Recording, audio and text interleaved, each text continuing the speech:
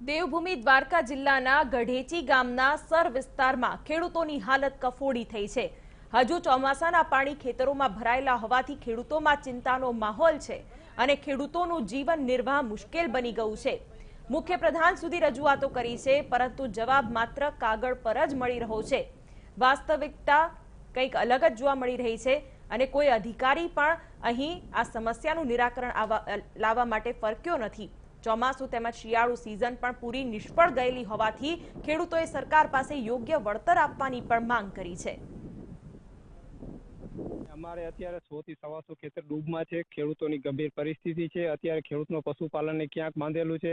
અત્યારે ખેડૂતના ઘરમાં કાંઈ છે પણ નહીં, કારણ કે ખરીફ પાક હતો એ બુડી ગયો, રવિ પાકની વાવેતર હતી એ પણ ફેલ ગઈ, હવે જાયદ પાક આવશે એમાં આ પાણી સુકાવાનું નામ નથી લેતું। એટલે ખેડૂતોની ગંભીર પરિસ્થિતિ છે। અનેક વખત સરકારને અમે આવેદનપત્ર આપેલા, રજૂઆતો કરેલી, છતાં એનો કોઈ નિર્ણય આવેલું નથી।